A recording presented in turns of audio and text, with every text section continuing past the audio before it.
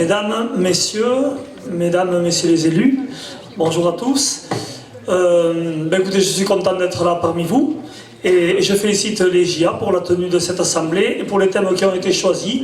Je vais y revenir un petit peu après. Une première réaction tout d'abord à l'intervention de Jérémy sur le dossier d'Orist. Bon, vous l'avez compris, les gars d'Orist ont pris un gros coup sur la tête et se sentir agressés comme ça par un vote massif des élus et l'impression d'être un peu seul au monde. Donc on est encore à Orist dans la phase digestion de l'événement et on peut les comprendre.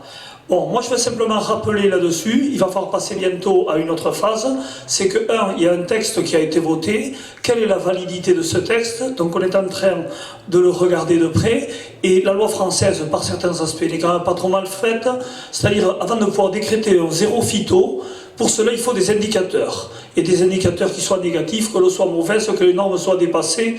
Bon, hors tout ça, on n'y est pas. Donc, j'ai bon espoir, moi, que ce texte qui a été rédigé à la va-vite n'ait pas de valeur juridique et on va s'attaquer à le faire tomber. Ça, c'est un premier point. Mais le deuxième, ensuite, c'est que également sur ce dossier, on reçoit tous des... Jérémy comme moi, on a reçu des messages ces jours-ci. Ça y est, il y a une grande victoire à Paris. On a obtenu, au niveau des autorités bruxelloises, de pouvoir aider les agriculteurs par une aide financière pendant 6 ans. Alors vous avez compris, vous êtes jeune, vous, excusez-moi, c'est pas avec une projection à 6 ans qu'on construit une carrière professionnelle. Alors moi, je vais le prendre positivement. Oui, en effet, si on peut les aider, les agriculteurs, c'est bien, et ça va aider à accompagner, mais à accompagner si on est capable de garder encore les pieds sur terre avec des mesures raisonnables, réalistes. Et donc le zéro phyto sur Orist, je peux vous dire que FDSEA est avec les JA, niet. Ce n'est pas fondé, ça ne tient pas la route, et ça ne se fera pas. Par contre, interdit de notre côté de rester immobile. On a une obligation, écoutez, de donner des signes, et des signes tangibles, qu'on prend la mesure de la situation, et même si la qualité de l'eau est bonne aujourd'hui, on ne va pas rester sans bouger. Donc nous-mêmes, on doit être précurseurs de techniques nouvelles, expérimenter, prendre le temps, expérimenter le bio, pour ceux qui ont du courage, pour les meilleurs, tant mieux pour eux, et pour tous les autres, qu'on continue à appliquer des produits à moindre dose. Et là, moi je fais confiance, et j'ai quelques idées derrière la tête, à des mesures techniques, à des moyens technologiques qui nous doivent nous avancer, permettre d'avancer et de faire un pas en avant. Il y a des choses qu'on ne connaît pas aujourd'hui et on est capable d'améliorer le pratique, et vous-même, vous ne savez pas ce dont on est encore capable de progresser demain. Donc de ce côté-là, on est inscrit dans une trajectoire de progrès, et ce dossier d'Orist, il est emblématique, mais sur les Landes, il va y avoir comme ça plusieurs périmètres de captage, donc on doit tous se mettre en marche. Voilà. Je voulais quand même vous remercier aussi, vous féliciter pour la tenue de cette assemblée et pour les thèmes choisis. Alors, l'installation, évidemment, merci à Jonathan pour le point qui a été présenté en région. L'installation, les jeunes, il n'y a que les jeunes pour parler aux jeunes, et ensuite le dossier communication. Alors écoutez, là-dessus, je vous le dis en termes clairs, on vous laisse la main. Je ne vais pas vous raconter l'histoire, mais moi, Facebook, Twitter et compagnie, bon, écoutez, je crois que le train est passé. Je ne vais pas vous raconter l'histoire. Et là-dessus, on a besoin de vous. Et c'est emblématique que ce soit vous qui vous soyez emparés de ce dossier aujourd'hui. Donc par contre, vous n'êtes pas tout seul. Et là-dessus, il faut qu'on construise des choses ensemble, collectivement. Et voilà. Et bon, je retiens ce qu'a dit notre intervenant de cet après-midi. On est nous-mêmes les meilleurs ambassadeurs de notre métier. Donc tout ça, il va falloir qu'on se forme, qu'on travaille, qu'on y mette des moyens. Voilà. Un autre dossier, l'installation, la communication, en soi on vous le laisse. Mais quand même, globalement, un dossier qu'on peut partager ensemble, c'est celui du renouvellement des générations. Voilà. Donc c'est un chantier commun qui nous préoccupe tous.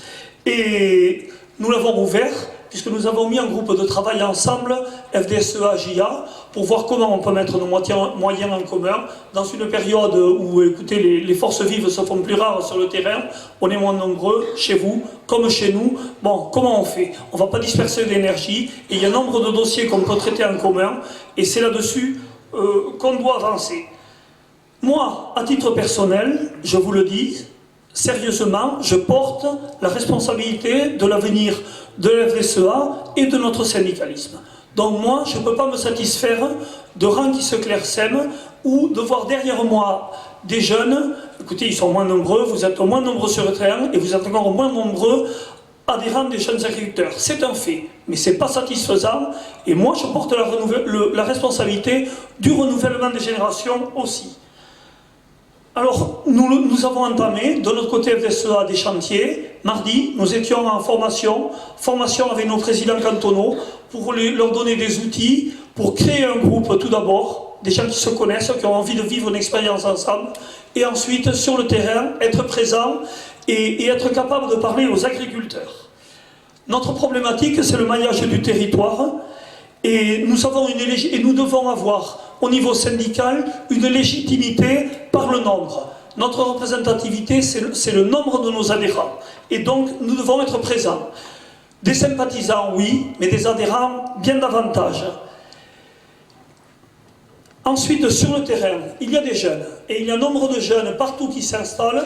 Alors moi, en tant que FDSEA, je n'ai pas connaissance de tous les dossiers. Vous, les jeunes, vous avez les outils pour repérer, grâce au CDOA, grâce à tous les moyens que vous avez aujourd'hui pour identifier les jeunes qui sont installés.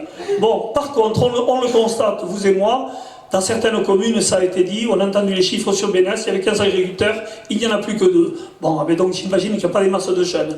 Donc, vous les jeunes, vous êtes les seuls en capacité à parler aux jeunes agriculteurs, mais par contre, là-dessus, au niveau de ça, on peut vous aider dans le repérage, on peut vous aider dans les contacts. Et moi, je peux vous assurer que chez les JA, le dossier d'installation, c'est naturel. Mais à la FDSEA, c'est un dossier qui est nettement plus mûri. Et je vous dis, c'est quelque chose de plus intime, et ce sont un peu les tripes qui parlent. Quand on prend un petit peu d'âge, le renouvellement des générations, ce sont les tripes qui parlent, de vouloir transmettre. Alors, dans ces cas-là, je peux vous dire que nous-mêmes, à l'FDSEA, nous portons ce dossier.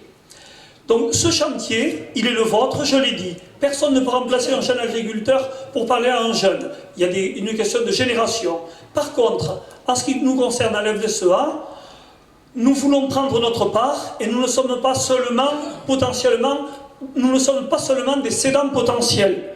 Non merci, je peux vous dire nous aussi, nous portons cette préoccupation et donc nous serons demain à vos côtés, si vous le voulez bien. Je vous remercie.